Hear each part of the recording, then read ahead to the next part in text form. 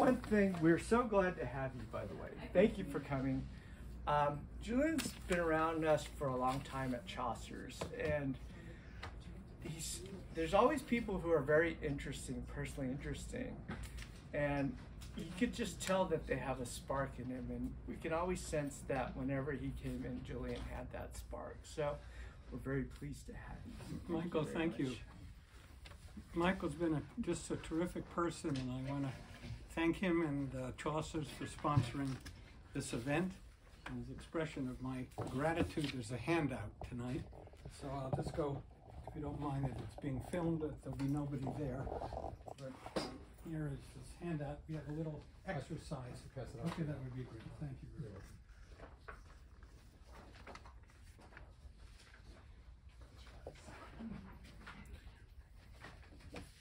So I'll begin with just briefly to pinpoint the meaning of the title of my autobiography. It's called How the Leopard Changed Its Spots. So the key point to understand about that somewhat obscure title is it's about character, because we assume that leopards can't change their spots. But what if they can? What if all of us can change our character? Now that has really profoundly interesting implications. Michael, there's somebody behind you. Thank you very much. Because as Heraclitus said, character is destiny. So if we can change our character, perhaps we can change our destiny and the destiny of others. The subtitle is on evolutionary values for an age in crisis. And I believe we really are on multiple levels in an age of crisis. And so the two are connected. In other words, if we can change our destiny individually and in communities, perhaps we can change the destiny of the planet. And by values, I imply necessarily community. The change in character, the evolution of our collective character has a lot to do with changing the character, particularly around the role of the heart. The heart conceived not just simply as a pump, but as an energetic field of love. That if we can enhance and develop our capacity to care for ourselves and care for each other, we will in fact change and alter the destiny of our communities, of our country, and of the entire world. So that is the value proposition embedded and really the central message of my presentation and talk tonight. But since people like and I enjoy stories, I thought I would organize my presentation around a few stories. For me, quite remarkable stories. So one practice of developing one's heart was developed by a really extraordinary Benedictine monk called Brother David Stendhal Rast. I don't know whether you're aware of this person, but he had a practice called, very simply, stop, and what we're doing, pause, look, go. That's it. Now, I was just amazed. I practiced Zen meditation for about 40 years, and I was extraordinarily impressed by how stop, look what's happening, and go with the flow, kind of captured everything I had learned with training with the great Japanese Zen masters in Japan and their disciples in the United States and elsewhere. So I was so imbued and so impressed with this stop, look, go. I was bicycling along Cabrillo Boulevard some years ago, and I was so enthralled. I was thinking maybe I could create a practice around it. Maybe I could create a course, because it really, in some sense, says everything. Stop, look, go. And it was just sort of toward the evening, and I was bicycling along, and as you know, you go down Cabrillo, and then you turn around, and you come toward the wharf, and I see this elderly gentleman, as my heart, my mind, and my heart are so filled with love for stop, look, go, and it looks strikingly like Brother David Stendhal Rast. And so ordinarily, you know, you see these things, they flash by your mind, and I just would have gone through, but I said, no, maybe I should stop. So I stop, really looked like him. And I said, you really have to forgive me, but I've been thinking about you for the last hour. He said, oh, really? Because he had a thick Austrian accent.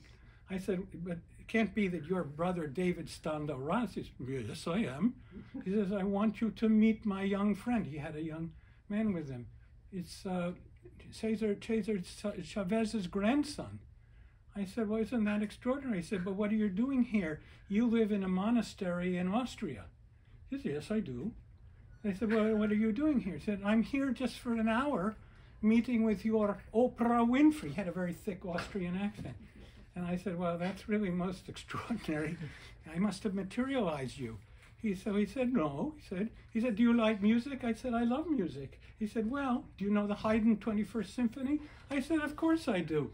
And it's like I've known him forever. And so there we had this jolly conversation, and then he disappeared into the ether. And he said, listen, we must stay in touch. You must visit me in Austria. And so on my birthday, out of the blue, and so we've become friends, and he's 97 years old. So what in the world is that about? I mean, how is it possible that somebody who lives in a monastery shows up at that very minute that I've been thinking about him for an hour and so forth? Are we connected in some deeper way than we scarcely imagine? So that was a story that got me interested in our subject tonight and seemed to confirm for me the principle of interdependence. Because synchronicity really defies, it's an acausal connectedness that seems to defy the laws of physics, and yet we have palpable ocular proof it exists. So what I'd like to do is give you a present of how you can do this right now. And I call it just click. And so I came up with this invention, and I must say I think it's a miracle. And so, who's against miracles if they're real?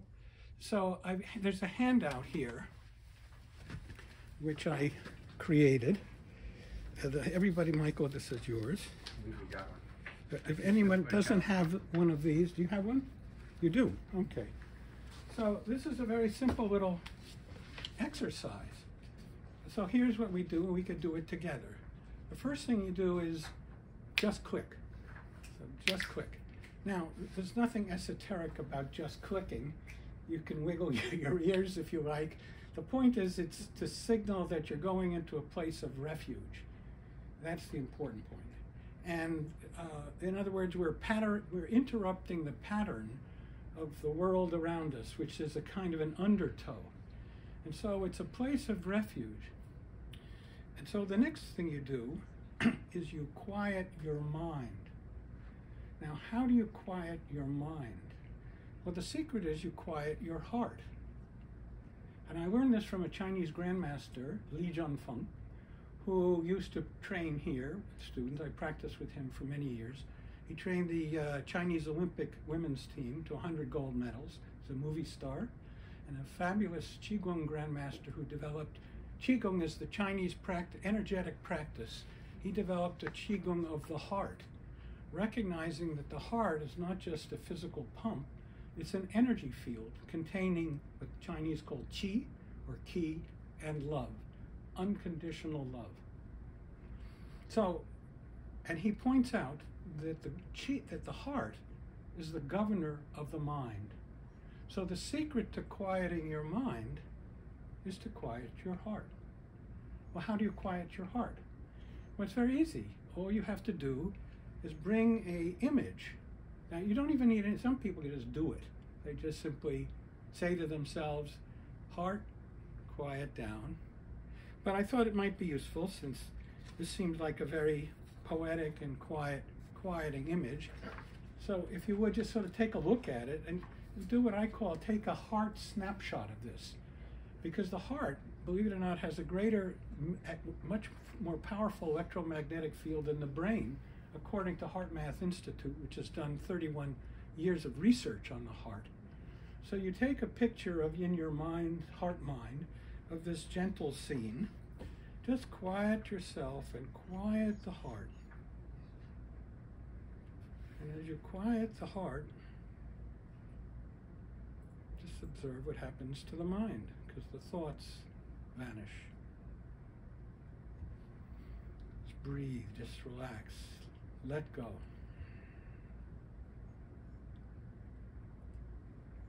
So once you have a sense of your mind has become serene and tranquil,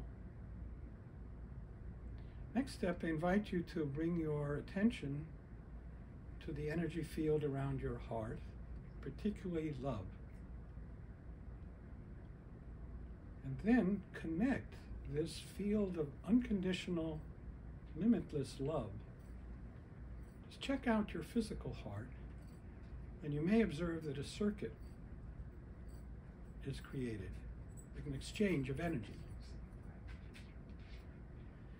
Now the next step is to open this energy field of love around the heart, open it and send it out to the whole universe. Just let it come out from your being, radiating outward.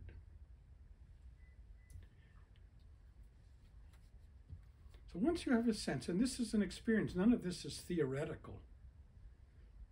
The next thing that is, to me, interesting is you can open your eyes, and whatever happens in that next moment, connect your energy field of love to whatever it could be. Could be Michael. It could be a book. It could be an inner thought. It really doesn't matter. That's the interesting thing about it. You don't have to contrive anything. Whatever appears in the next moment, connect this energy field of love to it and observe what happens. I've tried this with hummingbirds. I've tried it with the dark, silent, the darkening sky. I've tried it with silence. I've tried it with a rock. It all gives back love. So if you connect your energy field of love to whatever is happening in the next moment, it reciprocates. That's a circuit is created, an energetic circuit. That energetic circuit of love I associate with happiness. I derive vitality from it, life force. And I have a sense of profound gratitude for that sense of being connected in that way. Nothing about morality, nothing about shoulds. It's just an energetic experience of life force pulsating and vitality. And the last part is, since I feel gratitude, I look for ways in the world to pay it forward. In other words, try to reduce misery in the world, enhance some joy in the world without asking anything in return. The yogic teachers say you become akarmic, but you don't do it for any sort of purpose or goal. You do it just as a sense of being, of loving your life. That's it. Now, I've invited a lot of friends to do this, and we notice it has a ripple effect. It doesn't just begin this way, but often it potentiates other things. Synchronicities, like what happened. We've had a living demonstration of it right here tonight, which we'll describe and present to you in a few minutes, because I practiced having iced coffee before I came here. Well, let me give you a few other stories that start to develop this to show how, as a practicing lawyer and so forth, I'm putting into real tangible action these kinds, if you will, skills or powers. The next story I'd like to tell you is about years ago. Something happens to people when they turn 40. I don't know whether you've had that experience, but I have. You have a intimation that you're not immortal. I used to think when I was training in Tokyo in the Aikido dojo, I felt so much youthful exuberance, you could say arrogance, that if I were hit by a bus, I used to feel it would be too bad for the bus.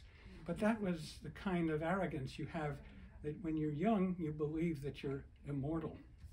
Anyway, after I had a law firm in Japan, and I created, when I had this sort of Clark Kent life, in which I would be doing international deals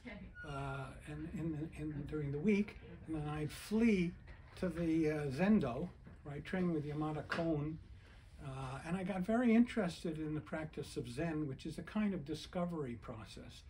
And one day I created a Discovery Society in Japan, and I came across the work of Elmer Green, who was a modern shaman who headed up the Menninger Institute's program on psychophysiological self-regulation. He wrote an amazing book called Beyond Biofeedback, which explored and described his experience with Indian medicine men and yogis and shamans in the West. I was fascinated by this, so I took his course. We became very good friends, created a company. And one of our clients was what we did was we helped various groups, from businesses to the Office of Technology Assessment, enter a state of creative reverie, which is a state between sleep and wakefulness, where a lot of the great discoveries, because I was interested, I created something called the Discoverers Society when I was in Japan. One of our clients was a foundation in the Midwest, and so they were very interested in states of consciousness. So they invited us to come in and train their top management. So we hooked them up to our biofeedback machines, the EEG biofeedback machines, and the protocol was you get all these hypnagogic images, pre-sleep, post-sleep, creative reverie images, without, they just come unbidden.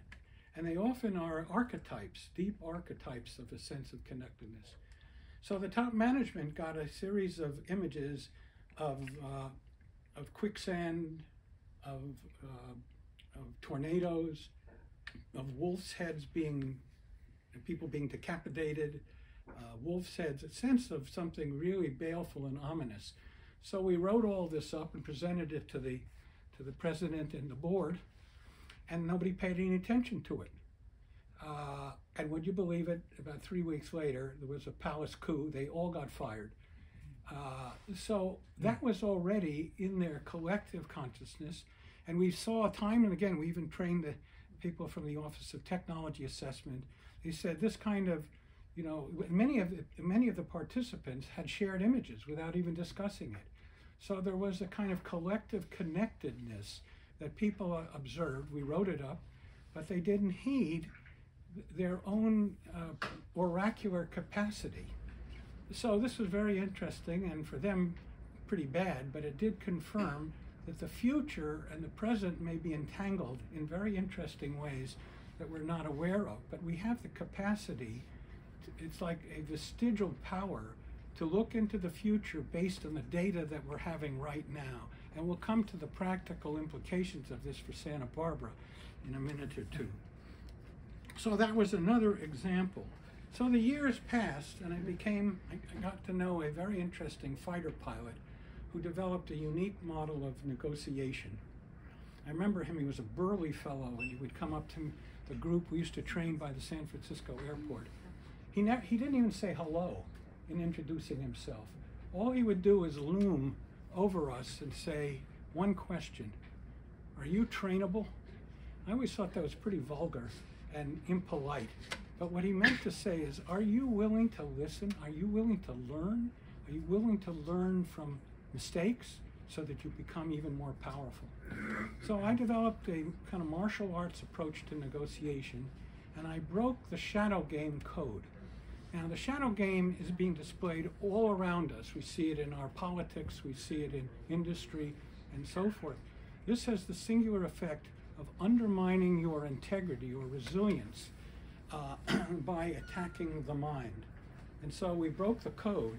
And so in a myriad of different ways in which this shadow game, which I'll describe in a second in concrete terms, happens, we know every move they make, because as the first principle in the art of war is know thyself, know the opponent, and you can't be defeated in 100 battles. This is Sun Tzu, the Chinese great general. But how do you know yourself? How do you know the other person? These are fundamental questions.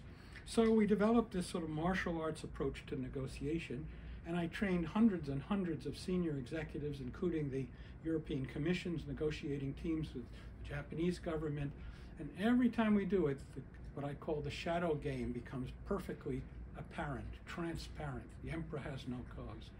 So as a practicing lawyer, I now have two cases, one which we partially won, and I become deeply involved and concerned about the rollout of wireless infrastructure, particularly 5G, which has very significant not only medical effects in terms of human health, because these towers, small cell and macro towers, emit electromagnetic radiation. They're putting these towers in playgrounds, they're putting them in schools, they're putting them without any setback. In addition, the radiation has been shown to cause biological effects in plants. And so these plants become flammable. And so one of our clients is a group in Lake Tahoe, and we are representing them, and we're in the federal court, because we have pleaded with the responsible agency. The Tahoe Regional Planning Agency seems to be entirely in the pockets of the telecom industry. We pleaded to Governor Newsom, who's done nothing. We pleaded to Senator Feinstein, who did nothing before she died. And so this is a very serious issue, not only in terms of public health, because now, most recently, I've become very concerned about wildfires. And wildfires, as you see, just turn on the television every night. As you know, we had a lake fire, which is still not extinguished, 40 miles from Santa Barbara. Lake Tahoe, the whole basin, is literally a catastrophe waiting to happen. We've created, using some of these tools that I've mentioned, what we call an analytic risk matrix, using in part AI, in part other things. We list the factors that create the probabilities as well as the damage. And these macro towers are essentially not lighting rods. They are attractors of lightning, and they have beside them these diesel fuel backup generators. So they're just things. Now in Tahoe, they've already done a simulation that suggests 200,000 people will die with the next fire, and there's no, to speak of evacuation plan. In fact, there's just one little road to exit with over 200,000 tourists, not to mention the local population. So we did the similar analysis with Santa Barbara, because I had met with the mayor, and the mayor said to me, oh, we have the same situation here as Lahaina, which, as you probably know, recently was incinerated to the cost of $5 billion, and Maui is now bankrupt. So the mayor says to me, no, well, it's the same as. So I wrote up the analysis saying there is a very significant risk of another wildfire, particularly electrical fire. Then I spoke to the deputy fire chief here and said, oh, no, we've got the problem covered because we have a community wildfire plan. So I read the plan, and there's no mention at all of electrical fires. So I said to him, well, what about electrical fires? He said, well, you know, it's not on our radar. So then I learned from him that the city has cut the budget to the fire department here, and there's enough money to even fuel the trucks. So we're having a program tomorrow on collective blindness, and this comes back to where we began. And then I'm going to conclude, because we have the capacity to see these catastrophes. We can learn from these things. We don't have to demonize people, because these are complex problems, and God knows this country has got enormous challenges, political, medical, healthcare, economic. People are become numb. They don't know which new catastrophe to be worried about. But my message here is one of hope. We have enormous capacity in ourselves, particularly in our communities. If we could begin to come together, not just after the catastrophe, of course, after the fire that we had in 2017, people cared for each other, but that doesn't seem to last. We can affect that behavioral change by beginning to care for each other and predict these risks which are palpable. And by working together, the benefits would be huge and significant.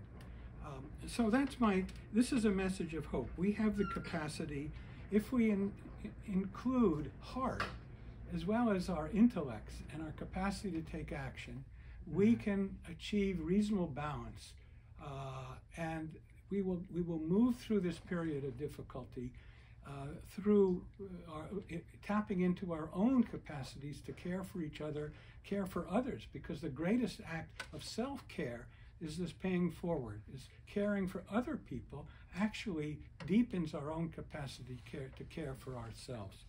So I wanted to reserve half an hour. I will say that I do have a program that I've created, a training course. We have some very good people. We work on practical issues. You can learn about the course at justclick.earth. And it's kind of more than just an academic, it isn't an academic course. It's a kind of life journey. And these are skills and powers that everybody can acquire easily with some practice and support. So that's what we're doing.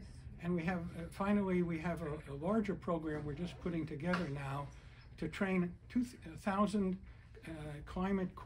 global climate core leaders. Because what I've been describing is a new model of what I would call synergistic resilient leadership. But anyway, that will be beginning in the first of the year. So anyway, that's a summary, a little bit of 81 years of what I've discovered. I must say, I wanted to mention one last thing, just because my friend said to me, you ought to give an example of whether you're resilient. And so I had over 100 dislocations of my right ankle because I used to do martial arts. And so finally, I had to get it operated on. So I went to this terrific surgeon in LA, and he did this marvelous operation. And but I communicated with my ankle, which felt was an orphan, through my heart, and it was lovely, and it got much better. And so I went to my 3-month checkup, and we're on La Cienega Boulevard in LA. And somebody says, "Watch out." And I look, they said, "Close your window." And the next thing I know, this giant guy has pounced on the windshield and proceeds to bash in on the hood and proceeds to bash in the windshield. And then he reaches around with a shattered glass, grabs my wife's pocketbook, and disappears. But before he does that, he jumps on 5 other cars. So my point here is that we live in a world where random events, we can't really control them, and they just happen like that. But my partner said to me, "Help explain that you actually came out of that okay." And I was. We managed it. We got in the car was totaled, but we got a rent-a-car, and we went on with our life. But I did say that there was something quite miraculous that just happened here tonight. And so perhaps we can begin our round table or our round robin discussion, because I was sitting next to Andrea and we're talking about all of this. And who comes in but my friend Craig Lewis? And so that was lovely that he came in. And we were talking about synchronicity and this and that. Craig has got a company, Clean Coalition. And I have to tell you just a minute about how I met him. Because I was very interested for Santa Barbara on what's called intelligent solar microgrids, which is really one of the major antidotes to densifying macro towers and small cells all over Santa Barbara. So we're really interested, and some of our top scientists said, you really have got to learn about intelligent solar microgrids. Out of the blue, one day I get a notice from something called Clean Coalition. So I never heard of Clean Coalition, but it says the president is Craig Lewis. So I say, holy God, this is really what we're looking at. And so I call up the phone, it's Craig Lewis, and he's my next door neighbor. And he'd been there for, I don't know, 5 years or 7 years, sitting right next to me. And there he is. And so here he shows up tonight. So I thought maybe, Craig, you could tell us a little bit about intelligent solar microgrids and why it is particularly pertinent to this issue of fire risk in Santa Barbara. But there's a meta story here. I'm trying to suggest, now I practice Just Click with my iced coffee about a half an hour before I came here.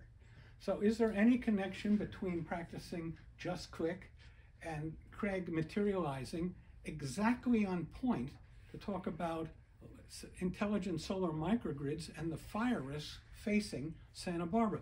You got the floor, my friend, just for a minute or two if you want to comment. You don't have to comment about the synchronicity, but it really is, I think, important. Your work is so important and relevant. I mean, I couldn't have imagined how to make this more relevant for this evening's presentation. Well, first of all, thank you for letting me say a few words. I will keep it short. But in order to know how a solar microgrid provides benefits, you have to know what a solar microgrid is. So I'll just describe it briefly. It is where you combine solar with energy storage and microgridding capabilities so that everything is coordinated, and if the grid goes down, the solar and the energy storage work together to keep your loads operational. And at the very least, they will keep your critical loads on. And if there's enough solar energy coming in, it can keep all of your loads on.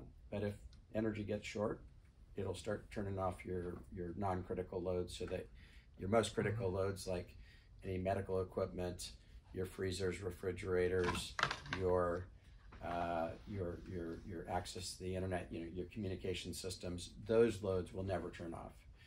And we've got some local examples. The Clean Coalition worked with the Santa Barbara Unified School District to put solar at 14 of their sites, and 6 of those 14 sites have solar microgrids. So the critical loads at the 3 high schools, the district office, the Central Food Warehouse, and La Cumbre Junior High will never turn off. So if the proverbial you-know-what hits the fan, I guess an anti-synchronicity event happens, go to one of those locations and you'll be cared for. And so the critical loads will never turn off at those 6 sites. And when there's energy available, all of the loads will be on it at those 6 sites. So how is this a fire safety technology? The fire safety element of this is that one of the things that brings the grid down is fire. It's also just the threat of fire. So in Santa Barbara, we are served by a 40-mile long transmission line that originates in Ventura. Comes up the backside of the mountains. It's not on this side of the mountains. If you see what you think is transmission lines on this side of the mountains, those are not transmission lines, those are distribution lines. The high voltage lines, the transmission lines, are on the backside of the mountains. They come all the way up from Ventura, and they come over the mountains only in one spot, at the Goleta substation, which is up the hill from Dos Pueblos High School, just up the hill from Glen Annie Golf Course. So you can't see it. It's kind of hidden away, but that's the only place that the transmission lines come in. We get 95% of our electricity from the Goleta substation. And then from there, you have lines that come all the way down to Carpinteria, all the way up to Hollister Ranch and beyond, all the way to Point Conception.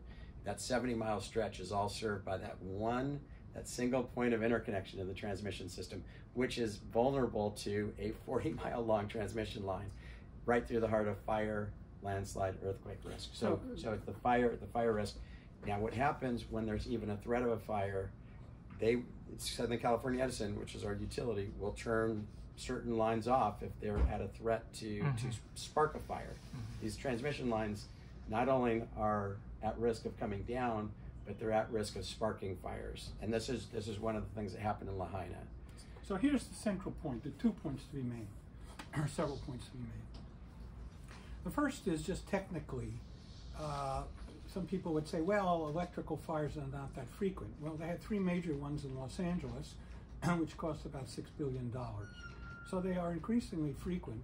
Second, a normal fire, like a lightning fire, can set off an electrical fire, and electrical fires are not handled with pouring water on them, particularly if the power is still on.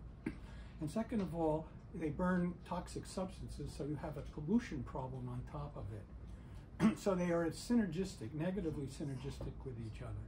But that's the technical side of it. The political side of it is we live in a world with these complex problems. We don't have easy means to solve them, and our leaders don't understand how to solve them. The mayor is a good man. I've met with the mayor. He's a well-meaning person, but this is a complex issue, and the impulse is to sort of pass the buck on, because from a legal point of view, he's trying to suggest he's not responsible. In a way, we have a gap of responsibility. Who's responsible? In Tahoe, the Tahoe Regional Planning Agency has said, "Oh, we're just a coordinating agency. We're not responsible." So we live in an age where these problems are increasingly upon us, but there's no clear line of responsibility. That's the second point.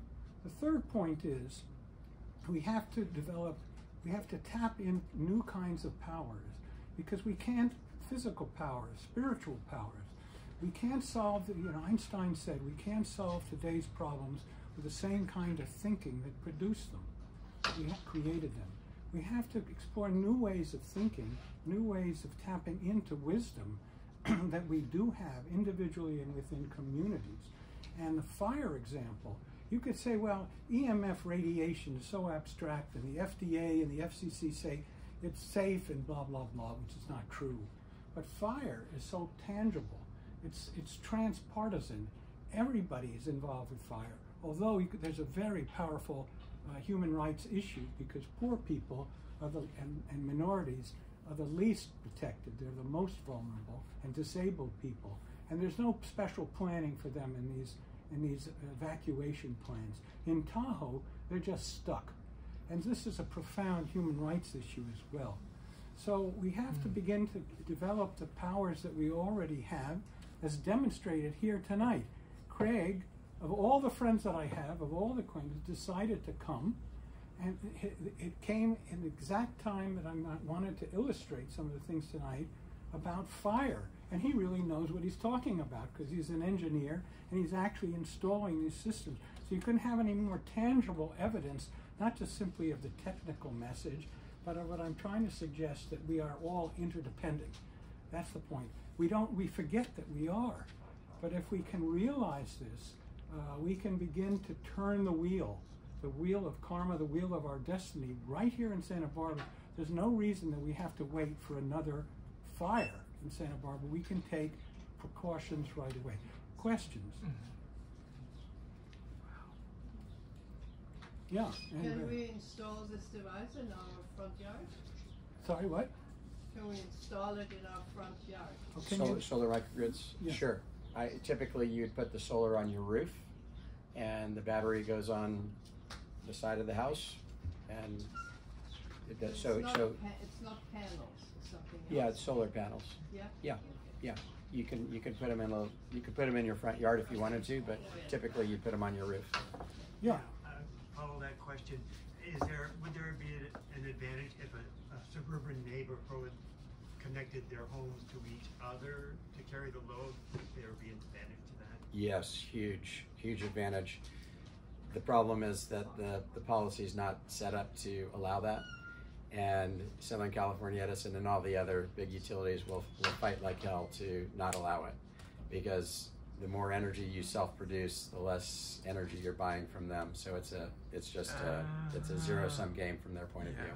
Yeah, collective blindness, which is the subject at our program tomorrow. And by the way, if you're interested, just go to justclick.earth or send me an email, juliangresser77@gmail.com, and I'll send you the registration form.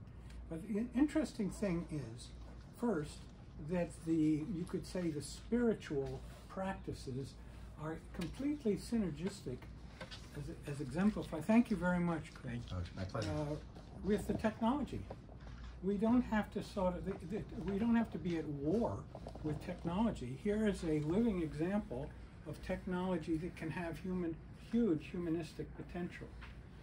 So that's one important point. The second is it is not by chance that we are collectively blind. Now, tomorrow, Dana Saperstein, who is a specialist in trauma, will report that 70% of Santa Barbara, his patients, are in heavy clinical trauma. So this is a huge phenomenon in our community here. And when we're in trauma, it's very hard to have your eyes and ears and heart open, because you are traumatized. But part of what's making us traumatized is that some of these companies are intentionally using technology to weaken us. I'm very involved I wrote an international declaration for the protection of human rights of children in the digital age. And there's so many lawsuits now involving screen time addiction that the federal courts and the state courts have had to work together to manage all the lawsuits. Now, these companies write these algorithms intentionally to addict. Zuckerberg doesn't have his children exposed to screen time and so forth. So the captains of these industries understand very well that this technology is addictive, and that's how you make money. So the point is that some of these industrial forces are pitted against community resilience, the capacity to see. The more we develop our heart, the more we are attuned to risk. Not in a paranoid sense, but in a sense that we have an integral sense of coherence and balance, which, as I mentioned, Heart Math Institute has demonstrated for 31 years by its technology of heart rate variability. So when you develop high heart rate variability, your whole autonomic nervous system goes into a state of coherence and balance, so that you can easily adapt to these random events like this idiot who sort of materialized out of nowhere and jumped on my car. So you can see, I hope, that there is a coherence. There's a central message to all of this, which is one of great hope. We have the capacity to deal with these very complex problems, but it's a matter of choice. And the question is, can we as a community exercise our power and choice and become resilient negotiators to help, for example, in Santa Barbara, the mayor understand he has a wonderful opportunity for leadership to bring this community together, and the revenue stream that will result from this kind of collaboration, just taking this technology as an example. If Santa Barbara were to say, it's a wealthy community by and large, you know, if they were to put together what I call a green social impact bond, they could finance all of this and invest some of the proceeds of it in intelligent solar microgrids, which will create jobs. We just need to think in new ways, and our heart can be a very powerful ally in addition to our brain and in addition to our hands, which, by the way, is how the Chinese and Japanese write integrity. That this is all about, you write the character of integrity with the hand of action in dynamic balance with the mind of intelligence and the heart of compassion. And this is a learnable skill that in reading my book or joining this program, you can develop and track and measure. So, any other questions? Yes? No question, I wonder how... enjoying so much your presentation. Well, is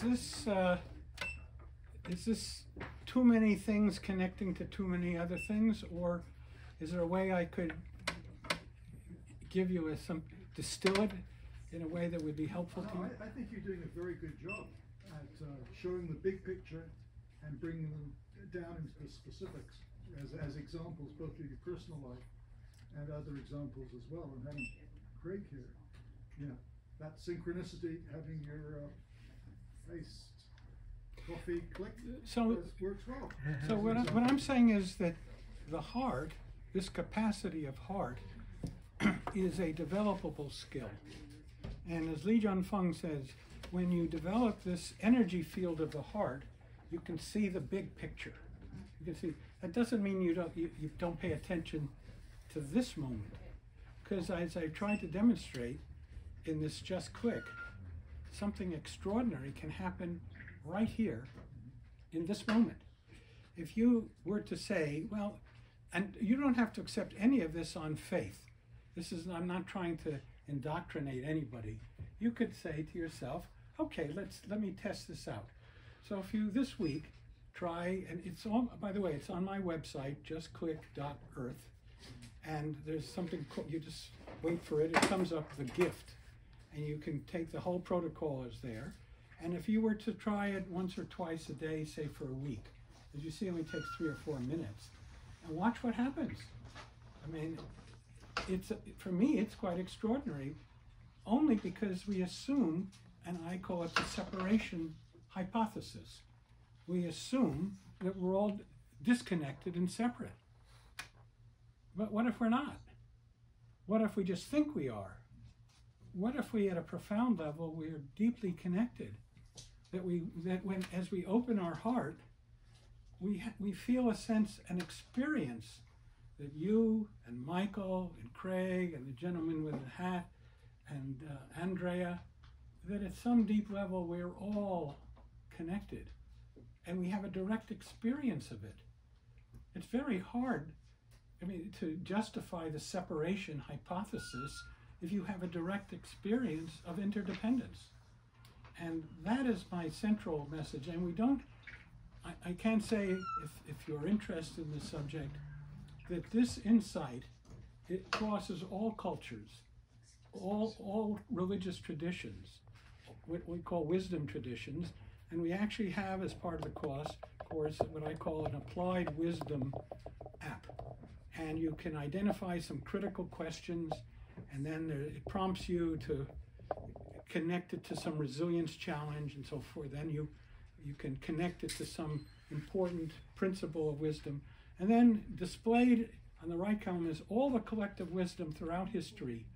And you can take anybody. If you wanted St. Paul to be your guide, or Martin Luther King, or Mandela, or some indigenous leader, or if you decided that you'd like to have a tree be your personal mentor, or a leopard, all you need to do is, and in 3 seconds, it gives you their quotes, their insights, and so forth. So you have at your disposal all of the collective wisdom of humanity and of nature available to you to enhance your journey. And so this is already done, and I have some of the people I'm working with, and they say that they love it because they never thought that St. Francis could be right here in Santa Barbara helping us deal with homelessness in the voice of St. Francis. So anyway, this kind of thinking is available. This is a learnable skill. And I learned it from, when you get to be 81, you have a last chance to kind of pull it all together, which is what I've tried to do in my book. And this is one of the things that I've been fascinated about. Well, Julian Gresser, thank you so much for coming to talk to us at Chaucer's. Everyone, thank you, Julian. Lovely to be with you.